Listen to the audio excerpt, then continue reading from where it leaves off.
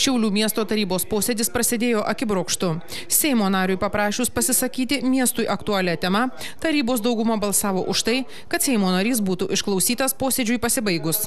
Sulaukęs posėdžio pabaigos, Seimo narys Andrius Šedžius išreiškė pasipiktinimą miesto valdžios sprendimu uždaryti benamių buveinę Dubijos gatvėje. Nors benamių būstą vadinamą slėptuvę uždaryti nutarta nuo lapkričio, elektra ir vanduo išjungta gerokai anksčiau. Seimo narys apeliavo į Šiaulių miesto valdžios gailestingumą, kad su gyvenimo užribin patekusiais žmonėmis pasielgta blogiau nei su gyvuliais. Jie pasmerkti žiemą šalti gatvėse. Toks populistinis vicemerės pasisakymas, neva jie nori gero, tai iš tiesų faktai rodo ką kita. Negalima žmonių pirmą išvaryti į gatvę, o paskui jau jais rūpintis. Tai jeigu jau vicemerė nori šitos žmonės apgyvendinti globos namuose, tai iš tiesų turėtų pirmą tai padaryti, o tik paskui, reiškia, sakyti, kad tie žmonės, jais bus pasirūpinta, kad jie nesušals ir panašiai.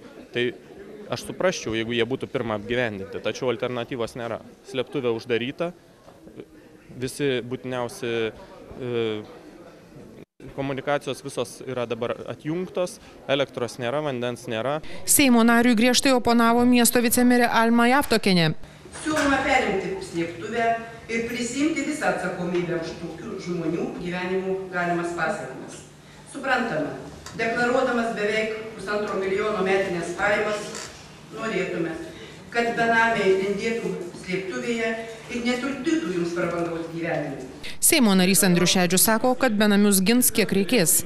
Atsižvelgdamas į tarybos narių pastabas, kad slėptuvę išlaikyti per brangu, Andrius Šedžius žada visą žiemą mokėti už šių žmonių slėptuvėje sunaudotą vandenį ir elektrą. Paskaičiavęs, kad per mėnesį už slėptuvės išlaikymą teks sumokėti nuo kelių dešimčių iki poros šimtų litų, Seimo narys jau pradėjo šių mokesčių perėmimo procedūrą. Tiesa, savivaldybė gali ir neleisti to padaryti. Neva benamiams pasiūlyta geriau – nakvynės namai. Tačiau šie žmonės žino, kad nepajėgs įvykdyti visų reikalavimų, kad patektų į nakvynės namus.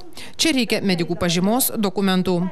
Esą pora benamių pasiprašė į nakvynės namus, kiti bijo tiesiog sušalti gatvėje vos paspaudus šaltukui. Labai blogai.